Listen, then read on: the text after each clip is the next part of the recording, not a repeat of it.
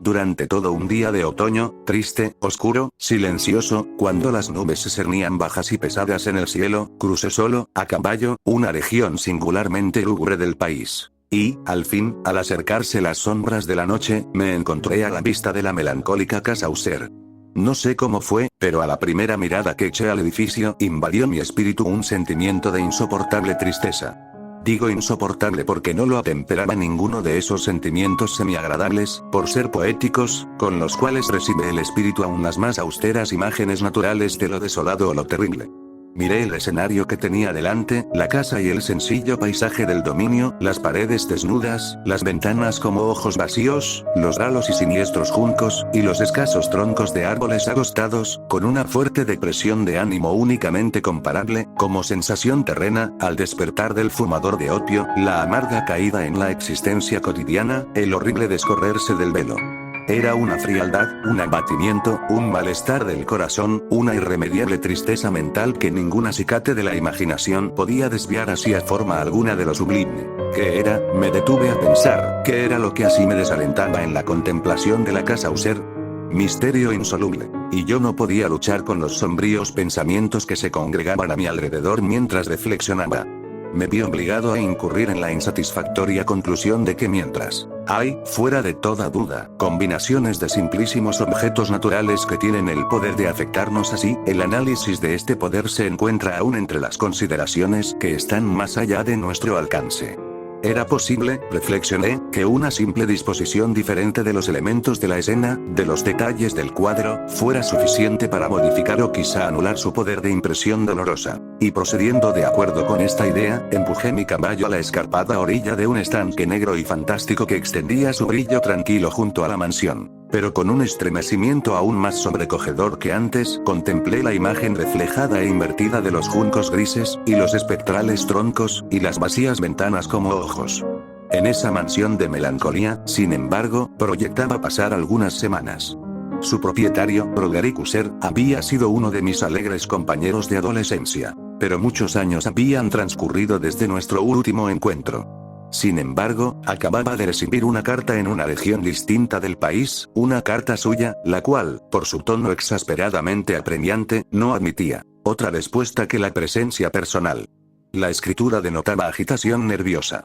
El autor hablaba de una enfermedad física aguda, de un desorden mental que le oprimía y de un intenso deseo de verme por ser su mejor y, en realidad, su único amigo personal, con el propósito de lograr, gracias a la jovialidad de mi compañía, algún alivio a su mal. La manera en que se decía esto y mucho más, este pedido hecho de todo corazón, no me permitieron vacilar y, en consecuencia, obedecí de inmediato al que, no obstante, consideraba un requerimiento singularísimo. Aunque de muchachos habíamos sido camaradas íntimos, en realidad poco sabía de mi amigo. Siempre se había mostrado excesivamente reservado. Yo sabía, sin embargo, que su antiquísima familia se había destacado desde tiempos inmemoriales por una peculiar sensibilidad de temperamento, desplegada, a lo largo de muchos años, en numerosas y elevadas concepciones artísticas, y manifestada, recientemente, en repetidas obras de caridad generosas, aunque discretas, así como en una apasionada devoción a las dificultades más que a las bellezas ortodoxas y fácilmente reconocibles de la ciencia musical. Conocía también el hecho notabilísimo de que la estirpe de los User, siempre venerable, no había producido, en ningún período, una rama duradera. En otras palabras, que toda la familia se limitaba a la línea de descendencia directa y siempre, con insignificantes y transitorias variaciones, había sido así.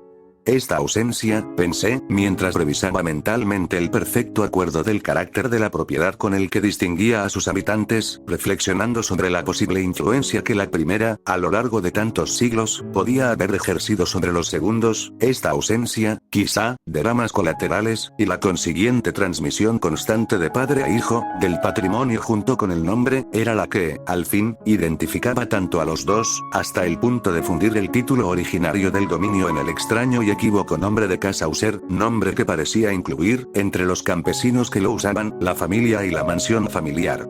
He dicho que el solo efecto de mi experimento un tanto infantil, el de mirar en el estanque, había ahondado la primera y singular impresión. No cabe duda de que la conciencia del rápido crecimiento de mi superstición, pues, ¿por qué no he de darle este nombre? Servía especialmente para acelerar su crecimiento mismo. Tal es, lo sé de antiguo, la paradójica ley de todos los sentimientos que tienen como base el terror. Y debe de haber sido por esta sola razón que, cuando de nuevo alcé los ojos hacia la casa desde su imagen en el estanque, surgió en mi mente una extraña fantasía tan ridícula, en verdad, que solo la menciono para mostrar la vívida fuerza de las sensaciones que me oprimían. Mi imaginación estaba excitada al punto de convencerme de que se cernía sobre toda la casa y el dominio una atmósfera propia de ambos y de su inmediata vecindad, una atmósfera sin afinidad con el aire del cielo, exhalada por los árboles marchitos, por los muros grises, por el estanque silencioso, un vapor pestilente y místico, opaco, pesado, apenas perceptible, de color plomizo. Sacudiendo de mi espíritu eso que tenía que ser un sueño, examiné más de cerca el verdadero aspecto del edificio. Su rasgo dominante parecía ser una excesiva antigüedad. Grande era la decoloración producida por el tiempo. Menudos hongos se extendían por toda la superficie, suspendidos desde el alero en una fina y enmarañada tela de araña. Pero esto nada tenía que ver con ninguna forma de destrucción. No había caído parte alguna de la mampostería, y parecía haber una extraña incongruencia entre la perfecta adaptación de las partes y la disgregación de cada piedra. Esto me recordaba mucho la aparente integridad de ciertos maderajes que se han podrido largo tiempo en alguna cripta descuidada, sin que intervenga el soplo del aire exterior. Aparte de este indicio de ruina general, la fábrica daba pocas señales de inestabilidad. Quizá el ojo de un observador minucioso hubiera podido descubrir una fisura apenas perceptible que, extendiéndose desde el tejado del edificio, en el frente, se abría camino pared abajo, en zigzag, hasta perderse en las sombrías aguas del estanque. Mientras observaba estas cosas cabalgué por una breve calzada hasta la casa. Un sirviente que aguardaba tomó mi caballo, y entré en la bóveda gótica del vestíbulo. Un criado de paso furtivo me condujo desde allí, en silencio, a través de varios pasadizos oscuros e intrincados, hacia el gabinete de su amo. Mucho de lo que encontré en el camino contribuyó, no sé cómo, a avivar los vagos sentimientos de los cuales he hablado ya. Mientras los objetos circundantes, los relieves de los cielos rasos, los oscuros tapices de las paredes, el ébano negro de los pisos y los fantasmagóricos trofeos heráldicos que rechinaban a mi paso, eran cosas a las cuales, o a sus semejantes, estaba acostumbrado desde la infancia, mientras cavilaba en reconocer lo familiar que era todo aquello, me asombraban por lo insólitas las fantasías que esas imágenes no habituales provocaban en mí. En una de las escaleras encontré al médico de la familia. La expresión de su rostro, pensé, era una mezcla de baja astucia y de perplejidad. El criado abrió entonces una puerta y me dejó en presencia de su amo. La habitación donde me hallaba era muy amplia y alta. Tenía ventanas largas, estrechas y puntiagudas, y a distancia tan grande del piso de roble negro, que resultaban absolutamente inaccesibles desde dentro. Débiles fulgores de luz carmesí se abrían paso a través de los cristales enrejados y servían para diferenciar suficientemente los principales objetos. Los ojos, sin embargo, luchaban en vano para alcanzar los más remotos ángulos del aposento, a los huecos del techo abovedado y esculpido. Oscuros tapices colgaban de las paredes. El mobiliaje general era profuso, incómodo, antiguo y destartalado. Había muchos libros e instrumentos musicales en desorden, que no lograban dar ninguna vitalidad a la escena. Sentí que respiraba una atmósfera de dolor. Un aire de dura, profunda e irremediable melancolía lo envolvía y penetraba todo. A mi entrada, User se incorporó de un sofá donde estaba tendido cuán largo era y me recibió con calurosa vivacidad, que mucho tenía, pensé al principio, de cordialidad excesiva, del esfuerzo obligado del hombre de mundo en huye. Pero una mirada a su semblante me convenció de su perfecta sinceridad. Nos sentamos y, durante unos instantes, mientras no hablaba, lo observé con un sentimiento en parte de compasión, en parte de espanto. Seguramente hombre alguno hasta entonces había cambiado tan terriblemente, en un período tan breve, como Roderick User. A duras penas pude llegar a admitir la identidad del ser exangüe que tenía ante mí, con el compañero de mi adolescencia. Sin embargo, el carácter de su rostro había sido siempre notable. La tez cadavérica, los ojos, grandes, líquidos, incomparablemente luminosos. Los labios, un tanto finos y muy pálidos, pero de una curva extraordinariamente hermosa. La nariz, de delicado tipo hebreo, pero de ventanillas más abiertas de lo que es habitual en ellas. El mentón, finamente modelado, revelador, en su falta de prominencia, de una falta de energía moral. Los cabellos, más suaves y más tenues que tela de araña. Estos rasgos y el excesivo desarrollo de la región frontal constituían una fisonomía difícil de olvidar. Y ahora la simple exageración del carácter dominante de esas facciones y de su expresión habitual revelaban un cambio tan grande, que dudé de la persona con quien estaba hablando. La palidez espectral de la piel, el brillo milagroso de los ojos, por sobre todas las cosas me sobresaltaron y aún me aterraron. El sedoso cabello, además, había crecido al descuido y, como en su desordenada textura de telaraña, flotaba más que caía alrededor del rostro, me era imposible, aun haciendo un esfuerzo, relacionar su enmarañada apariencia con idea alguna de simple humanidad. En las maneras de mi amigo me sorprendió encontrar incoherencia, inconsistencia, y pronto descubrí que era motivada por una serie de débiles y fútiles intentos de vencer un azoramiento habitual, una excesiva agitación nerviosa. A decir verdad, ya estaba preparado para algo de esta naturaleza, no menos por su carta que por reminiscencias de ciertos rasgos juveniles y por las conclusiones deducidas de su peculiar conformación física y su temperamento. Sus gestos eran alternativamente vivaces y lentos.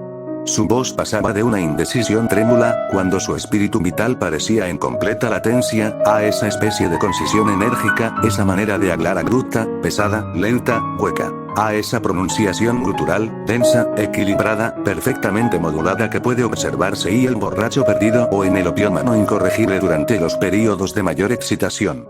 Así me habló del objeto de mi visita, de su vehemente deseo de verme y del solaz que aguardaba de mí.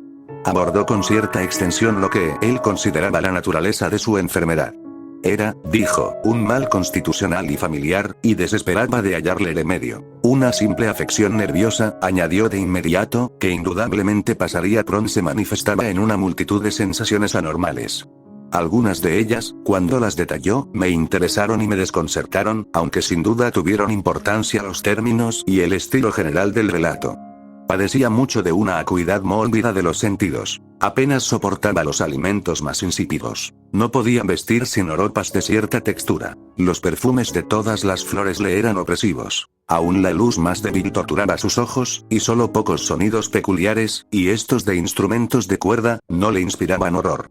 Vi que era un esclavo sometido a una suerte anormal de terror. Moriré, dijo, tengo que morir de esta deplorable locura. Así y no de otro modo me perderé.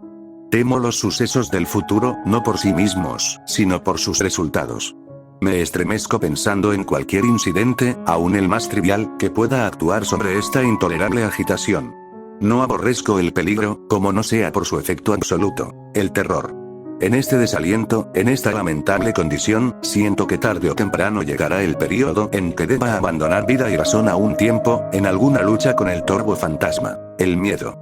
Conocí además por intervalos, y a través de insinuaciones interrumpidas y ambiguas, otro rasgo singular de su condición mental. Estaba dominado por ciertas impresiones supersticiosas relativas a la morada que ocupaba y de donde, durante muchos años, nunca se había aventurado a salir, supersticiones relativas a una influencia cuya supuesta energía fue descrita en términos demasiado sombríos para repetirlos aquí. Influencia que algunas peculiaridades de la simple forma y material de la casa familiar habían ejercido sobre su espíritu, decía, a fuerza de soportarlas largo tiempo. Efecto que el aspecto físico de los muros y las torrecillas grises y el oscuro estanque en el cual estos se miraban había producido, a la larga, en la moral de su existencia. Admitía, sin embargo, aunque con vacilación, que podía buscarse un origen más natural y más palpable a mucho de la peculiar melancolía que así lo afectaba, la cruel y prolongada enfermedad, la disolución evidentemente próxima de una hermana tiernamente querida, su única compañía durante muchos años, su último y solo pariente sobre la tierra. Su muerte, decía con una amargura que nunca podré olvidar, hará de mí, el desesperado, el frágil, el último de la antigua raza de los User. Mientras hablaba, Madeline, que así se llamaba, pasó lentamente por un lugar apartado del aposento y, sin notar mi presencia, desapareció. La miré con extremado asombro, no desprovisto de temor, y sin embargo me es imposible explicar estos sentimientos.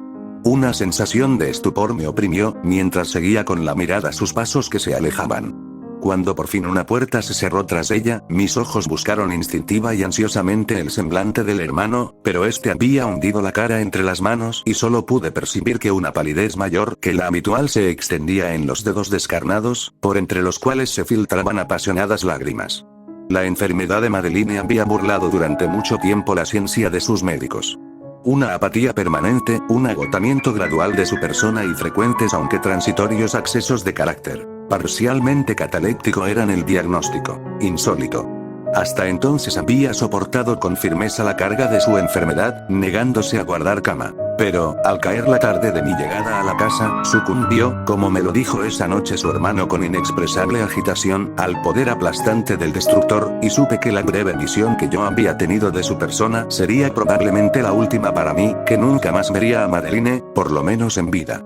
En los varios días posteriores, ni User ni yo mencionamos su nombre, y durante este período me entregué a vehementes esfuerzos para aliviar la melancolía de mi amigo. Pintábamos y leíamos juntos. O yo escuchaba, como en un sueño, las extrañas improvisaciones de su elocuente guitarra.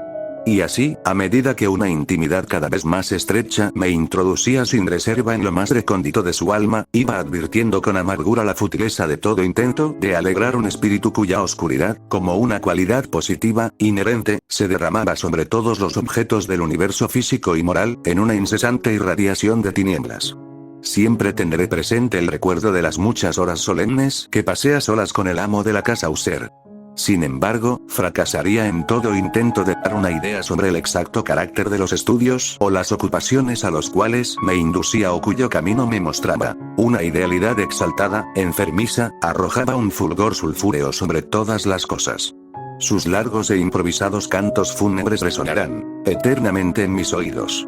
Entre otras cosas, conservo dolorosamente en la memoria cierta singular perversión y amplificación del extraño aire del último vals de Bon Weber. De las pinturas que nutrían su laboriosa imaginación y cuya vaguedad crecía a cada pincelada, vaguedad que me causaba un estremecimiento tanto más penetrante, cuanto que ignoraba su causa. De esas pinturas, tan vívidas que aún tengo sus imágenes ante mí, sería inútil mi intento de presentar algo más que la pequeña porción comprendida en los límites de las meras palabras escritas. Por su extremada simplicidad, por la desnudez de sus diseños, atraían la atención y la subyugaban. Si jamás un mortal pintó una idea, ese mortal fue Roderick User. Para mí, al menos, en las circunstancias que entonces me rodeaban, surgía de las puras abstracciones que el hipocondríaco lograba proyectar en la tela, una intensidad de intolerable espanto, cuya sombra nunca he sentido, ni siquiera en la contemplación de las fantasías de Fuseli, resplandecientes, por cierto, pero demasiado concretas. Una de las fantasmagóricas concepciones de mi amigo, que no participaba con tanto rigor del espíritu de abstracción, puede ser vagamente esbozada, aunque de una manera indecisa, débil, en palabras. El pequeño cuadro representaba el interior de una bóveda o túnel inmensamente largo, rectangular, con paredes bajas, lisas, blancas, sin interrupción ni adorno alguno. Ciertos elementos accesorios del diseño servían para dar la idea de que esa excavación se hallaba a mucha profundidad bajo la superficie de la tierra.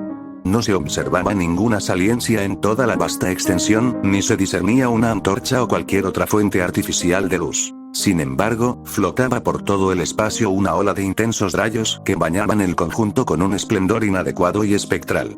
He hablado ya de ese estado mórbido del nervio auditivo que hacía intolerable al paciente toda música, con excepción de ciertos efectos de instrumentos de cuerda. Quizá los estrechos límites en los cuales se había confinado con la guitarra fueron los que originaron, en gran medida, el carácter fantástico de sus obras. Pero no es posible explicar de la misma manera la fogosa facilidad de sus impromptus.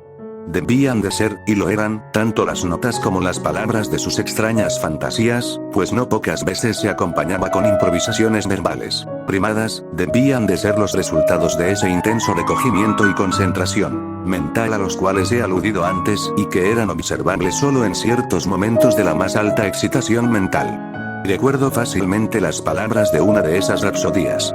Quizá fue la que me impresionó con más fuerza cuando la dijo, porque en la corriente interna o mística de su sentido creí percibir, y por primera vez, una acabada conciencia por parte de User de que su encumbrada razón vacilaba sobre su trono. Los versos, que él tituló El Palacio Encantado, decían poco más o menos así: en el más verde de los valles habitan ángeles benéficos, erguíase un palacio lleno de majestad y hermosura. Dominio del rey pensamiento, allí se alzaba.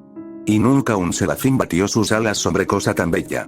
Amarillos pendones, sobre el techo flotaban, áureos y gloriosos. Todo eso fue hace mucho, en los más viejos tiempos. Y con la brisa que jugaba en tan gozosos días, por las almenas se expandía una fragancia alada.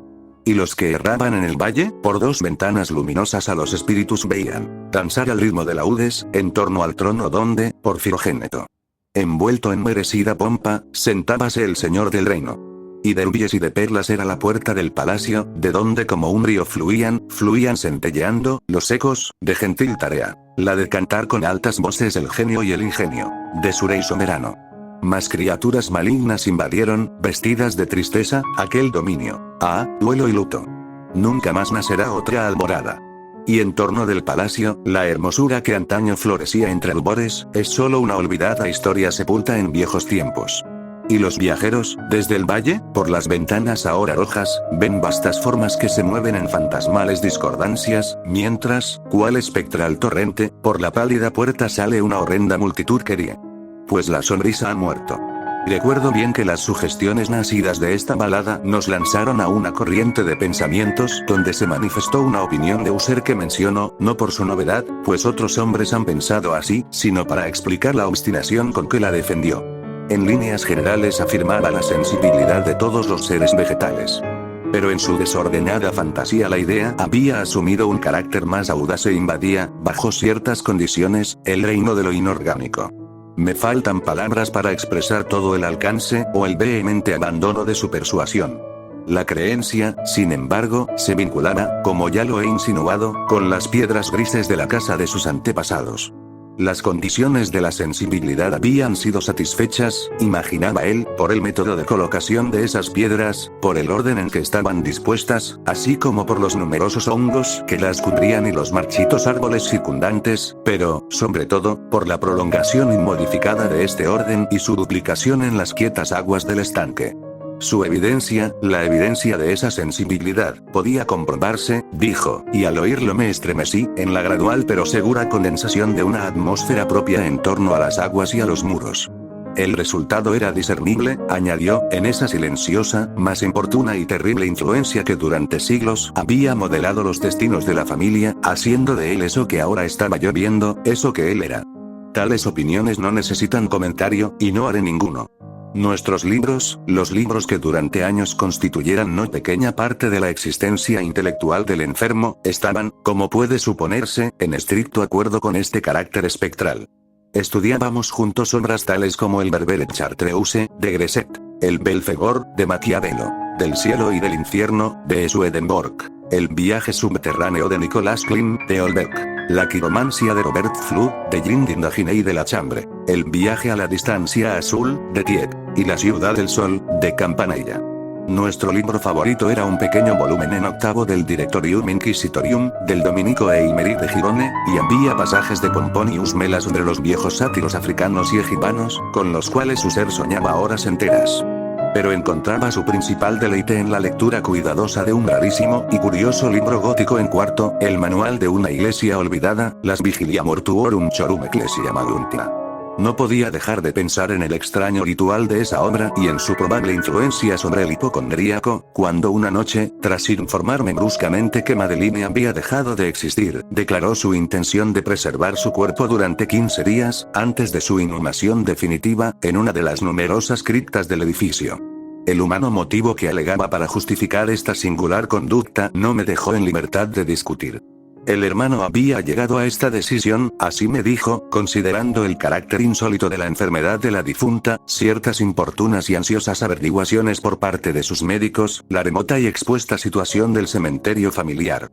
No he de negar que, cuando evoqué el siniestro aspecto de la persona con quien me cruzara en la escalera el día de mi llegada a la casa, no tuve deseo de oponerme a lo que consideré una precaución inofensiva y en modo alguno extraña.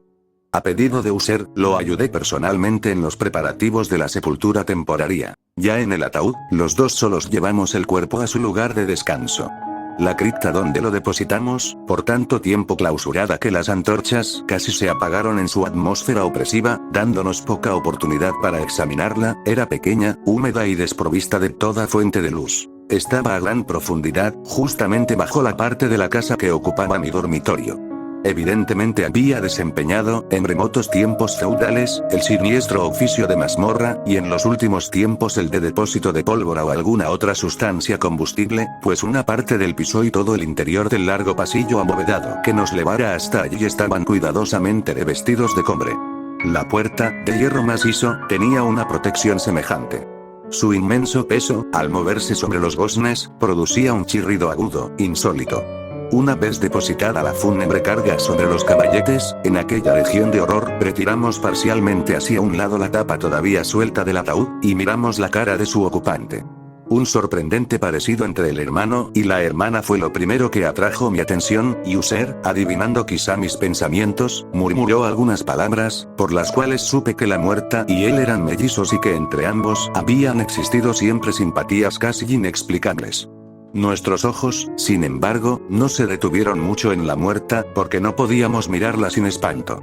El mal que llevara a Madeline a la tumba en la fuerza de la juventud había dejado, como es frecuente en todas las enfermedades de naturaleza estrictamente cataléptica, la ironía de un débil rubor en el pecho y la cara, y esa sonrisa suspicaz, lánguida, que es tan terrible en la muerte.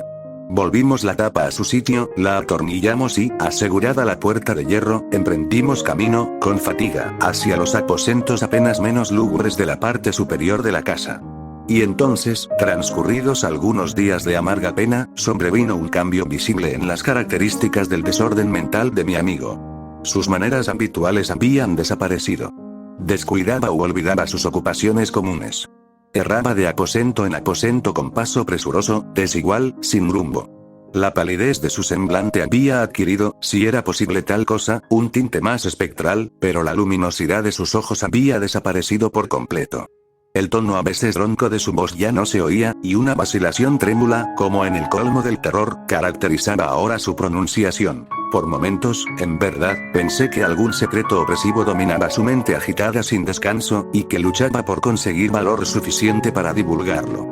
Otras veces, en cambio, me veía obligado a reducirlo todo a las meras e inexplicables divagaciones de la locura, pues lo veía contemplar el vacío horas enteras, en actitud de profundísima atención, como si escuchara algún sonido imaginario. No es de extrañarse que su estado me aterrara, que me inficionara. Sentía que a mi alrededor, a pasos lentos pero seguros, se deslizaban las extrañas influencias de sus supersticiones fantásticas y contagiosas. Al retirarme a mi dormitorio la noche del 7º u 8º día después de que Madeline fuera depositada en la mazmorra, y siendo ya muy tarde, experimenté de manera especial y con toda su fuerza esos sentimientos. El sueño no se acercaba a mi lecho y las horas pasaban y pasaban. Luché por racionalizar la nerviosidad que me dominaba. Traté de convencerme de que mucho, si no todo lo que sentía, era causado por la desconcertante influencia del lúgubre modelaje de la habitación, de los tapices oscuros y raídos que, atormentados por el soplo de una tempestad incipiente, se balanceaban espasmódicos de aquí para allá sobre los muros y crujían desagradablemente alrededor de los adornos del lecho. Pero mis esfuerzos eran infructuosos.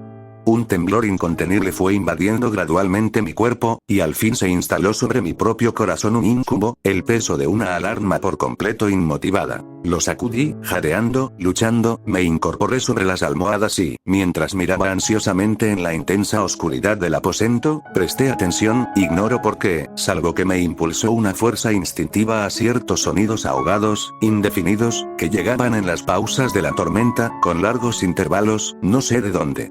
Dominado por un intenso sentimiento de horror, inexplicable pero insoportable, me vestí a prisa, pues sabía que no iba a dormir más durante la noche, e intenté salir de la lamentable condición en que había caído, recorriendo rápidamente la habitación de un extremo al otro. Había dado unas pocas vueltas, cuando un ligero paso en una escalera contigua atrajo mi atención.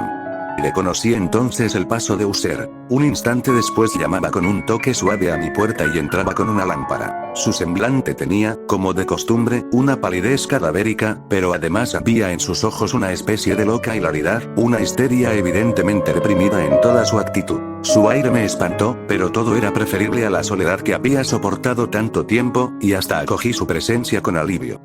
¿No lo has visto?, dijo bruscamente, después de echar una mirada a su alrededor, en silencio. ¿No lo has visto? Pues aguarda, lo verás, y diciendo esto protegió cuidadosamente la lámpara, se precipitó a una de las ventanas y la abrió de par en par a la tormenta. La ráfaga entró con furia tan impetuosa que estuvo a punto de levantarnos del suelo. Era, en verdad, una noche tempestuosa, pero de una belleza severa, extrañamente singular en su terror y en su hermosura.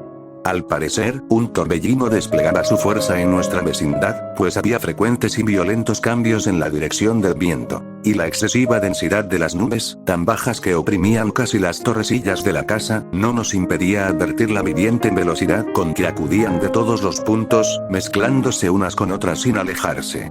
Digo que aún su excesiva densidad no nos impedía advertirlo, y sin embargo no nos llegaba ni un atisbo de la luna o de las estrellas, ni se veía el brillo de un relámpago. Pero las superficies inferiores de las grandes masas de agitado vapor, así como todos los objetos terrestres que nos rodeaban, resplandecían en la luz extranatural de una exhalación gaseosa, apenas luminosa y claramente visible, que se cernía sobre la casa y la amortajaba. No debes mirar, no mirarás eso, dije, estremeciéndome, mientras con suave violencia apartaba a User de la ventana para conducirlo a un asiento. Estos espectáculos, que te confunden, son simples fenómenos eléctricos nada extraños, o quizá tengan su horrible origen en el miasma corrupto del estanque. Cerremos esta ventana. El aire está frío y es peligroso para tu salud. Aquí tienes una de tus novelas favoritas. Yo leeré, me escucharás, y así pasaremos juntos esta noche terrible.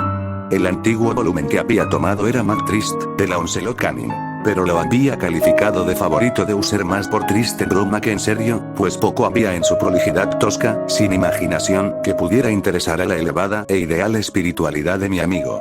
Pero era el único libro que tenía a mano, y alimenté la vaga esperanza de que la excitación que en ese momento agitaba al hipocondríaco pudiera hallar alivio, pues la historia de los trastornos mentales está llena de anomalías semejantes, aún en la exageración de la locura que yo iba a leerle.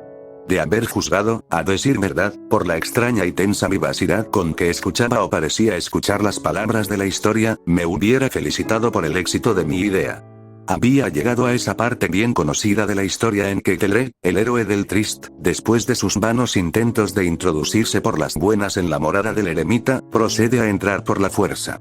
Aquí, se recordará, las palabras del relator son las siguientes. Y Ethelred, que era por naturaleza un corazón valeroso y fortalecido, además, gracias al poder del vino que había bebido, no aguardó el momento de parlamentar con el eremita, quien, en realidad, era de índole obstinada y maligna. Mas sintiendo la lluvia sobre sus hombros, y temiendo el estallido de la tempestad, alzó resueltamente su masa y a golpes abrió un rápido camino en las tablas de la puerta para su mano con guantelete, y, tirando con fuerza hacia sí, rajó, rompió, lo destrozó todo en tal forma que el ruido de la madera seca y hueca retumbó en el bosque y lo llenó de alarma. Al terminar esta frase me sobresalté y por un momento me detuve, pues me pareció, aunque enseguida concluí que mi excitada imaginación me había engañado, me pareció que, de alguna remotísima parte de la mansión, llegaba confusamente a mis oídos algo que podía ser, por su exacta similitud, el eco, aunque sofocado y sordo, por cierto, del mismo ruido de rotura, de destrozo que Launcelot había descrito con tanto detalle. Fue, sin duda alguna, la coincidencia lo que atrajo mi atención, pues, entre el crujir de los bastidores de las ventanas y los mezclados ruidos habituales de la tormenta creciente, el sonido en sí mismo nada tenía, a buen seguro, que pudiera interesarme o distraerme. Continué el relato. Pero el buen campeón Ethelred pasó la puerta y quedó muy furioso y sorprendido al no percibir señales del maligno eremita y encontrar, en cambio, un dragón prodigioso, cubierto de escamas, con lengua de fuego, sentado en guardia delante de un palacio de oro con piso de plata, y del muro colgaba un escudo de bronce reluciente con esta leyenda: quien entre aquí, conquistador será. Quien mate al dragón, el escudo ganará. Y Ethelred levantó su masa y golpeó la cabeza del dragón, que cayó a sus pies y lanzó su apestado aliento con un rugido tan hórrido y bronco y además tan penetrante que Ethelred se tapó de buena gana los oídos con las manos para no escuchar el horrible ruido, tal como jamás se había oído hasta entonces. Aquí me detuve otra vez bruscamente, y ahora con un sentimiento de violento asombro, pues no podía dudar de que en esta oportunidad había escuchado realmente, aunque me resultaba imposible decir de qué dirección procedía, un grito insólito, un sonido chirriante, sofocado y aparentemente lejano, pero áspero, prolongado, la exacta réplica de lo que mi imaginación atribuyera al extranatural alarido del dragón, tal como lo describía el novelista. Oprimido, como por cierto lo estaba desde la segunda y más extraordinaria coincidencia, por mil sensaciones contradictorias, en las cuales predominaban el asombro y un extremado terror, conservé, sin embargo, suficiente presencia de ánimo para no excitar con ninguna observación la sensibilidad nerviosa de mi compañero. No era nada seguro que hubiese advertido los sonidos en cuestión, aunque se había producido durante los últimos minutos una evidente y extraña alteración en su apariencia. Desde su posición frente a mí había hecho girar gradualmente su silla, de modo que estaba sentado mirando hacia la puerta de la habitación, y así solo en parte podía ver yo sus facciones, aunque percibía sus labios temblorosos, como si murmuraran algo inaudible. Tenía la cabeza caída sobre el pecho, pero supe que no estaba dormido por los ojos muy abiertos, fijos, que vi al echarle una mirada de perfil. El movimiento del cuerpsero contradecía también esta idea, pues se mecía de un lado a otro con un balanceo suave, pero constante y uniforme. Luego de advertir rápidamente todo esto, proseguí el relato de Launcelot, que decía así. Y entonces el campeón, después de escapar a la terrible furia del dragón, se acordó del escudo de bronce y del encantamiento roto, apartó el cuerpo muerto de su camino y avanzó valerosamente sobre el argentado pavimento del castillo hasta donde colgaba del muro el escudo, el cual, entonces, no esperó su llegada, sino que cayó a sus pies sobre el piso de plata con grandísimo y terrible fragor. Apenas habían salido de mis labios estas palabras, cuando como si realmente un escudo de bronce, en ese momento, hubiera caído con todo su peso sobre un pavimento de plata, percibí un eco claro, profundo, metálico y resonante, aunque en apariencia sofocado. Incapaz de dominar mis nervios, me puse en pie de un salto. Pero el acompasado movimiento de User no se interrumpió. Me precipité al sillón donde estaba sentado. Sus ojos miraban fijos hacia adelante y dominaba su persona una rigidez pétrea. Pero, cuando posé mi mano sobre su hombro, un fuerte estremecimiento recorrió su cuerpo. Una sonrisa malsana tembló en sus labios, y vi que hablaba con un murmullo bajo, apresurado, ininteligible, como si no advirtiera mi presencia. Inclinándome sobre él, muy cerca, bebí, por fin, el horrible significado de sus palabras. ¿No lo oyes? Sí, yo lo oigo y lo he oído.